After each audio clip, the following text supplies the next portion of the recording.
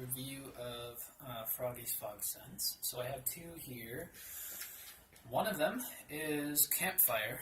So they come in these plastic bottles, which is good, because if you broke it, it would make your house smell horrible. Especially if you have a slaughterhouse, which I've heard smells horrible. They have kind of heavy caps on them. And they don't have seals on them, which is kind of concerning, because if they get opened during shipping somehow and they leak, that might be bad. So they don't have like seals on them, but I think it's good enough. They have a little white seal in the cap, so it should be fine. I didn't have any problems with it. They're perfectly dry. So let's see. They're very thick, kind of like syrup. So I wasn't expecting that. Very interesting. So they're basically like concentrated, and then you put them in your fog machine, or if you want to do the whole jug of fog, you can. Now I have a little tiny bit of fog in here, which you can see, and I have put like 1/4 of a teaspoon in there of Swampy Marsh, which is the other scent that I have here. So Campfire and Swampy Marsh, just to be sure I said that. And the bottles look like this. So interesting logo. I was expecting a little frog on there, but it's just I don't know. It's interesting.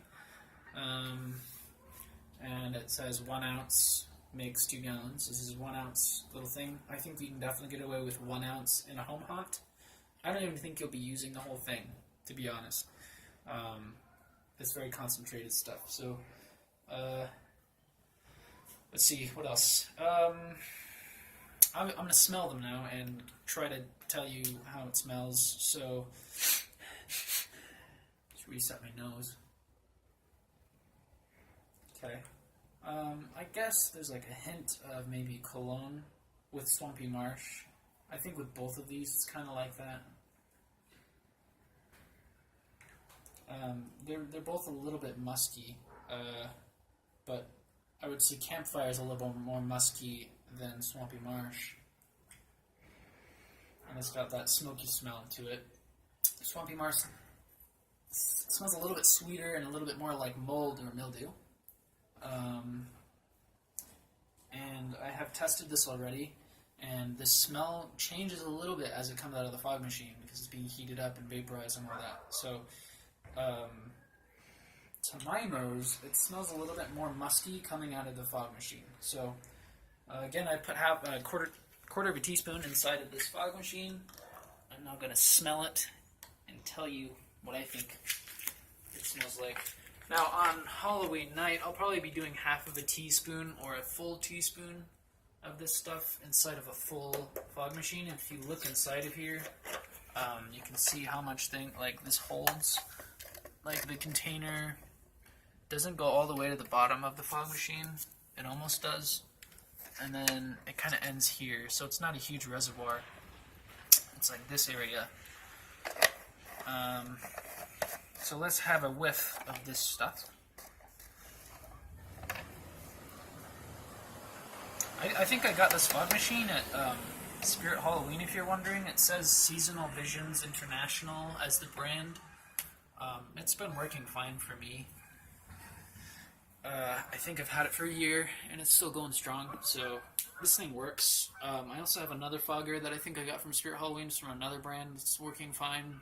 I think if you just don't run vinegar through your machines, it can corrode. This is from Froggy's Fog. I think they talked about this, or is some other guy.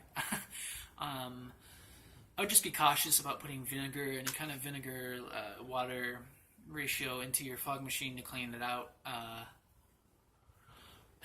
think Froggy's Fog sells cleaner, like fog cleaner solution that's kind of similar to fog, but it doesn't fog up anything. It just kind of, it's a fluid that goes through it, so you can look for that too. I don't know if Froggy Fog sells that. I'm kind of getting mixed up in my remembering, but Yeah, I don't know. I think I've ran vinegar through my old machine once. I don't remember if that was like a dead one, but I haven't run that through here and it's doing fine. So I think generally just using Froggy's fog helps because there's no oil involved and it's very hard to like clog a machine with a water-based fog. So I'm using fast dissipating fog in here. So we're going to run a little test run of it. It's taken a while to get this, for me to push this button, right? And straight out, it's kind of a little bit subtle, but you can definitely tell that it's in here. It's like if I was walking along. Like it's subtle, you can smell it. Froggy's fog does have a little bit of a scent to it by default, the fog by itself. It's a very subtle scent. It's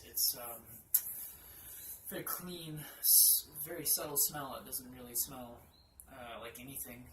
You wouldn't notice it. This doesn't smell irritating. It smells kind of like, I don't know, like perfume coming off of a person. It's a very diffused kind of smell. I imagine if you put a lot more in there, it would be a different story. Let's see. Yeah, I would say I'm going to put more in there on Holy Night. It's a little too subtle for me right now. And I'm going to be running this fast dissipating fog through my cauldron. And I'm going to be using the Campfire scent for that, so it should be pretty fitting there. A little witch stirring around her pot and smoky, actual smoke coming up should be pretty cool. I won't be running that through a chiller, it'll just be rising, so that's the whole plan of that. And then Swampy Marsh will be running through my chiller, which I'm going to have to re-engineer. So if you want to stick around for a second, that's my review of the scents. I think they're excellent. I think they're worth the price. Yeah, I think that's about all I have to say about those.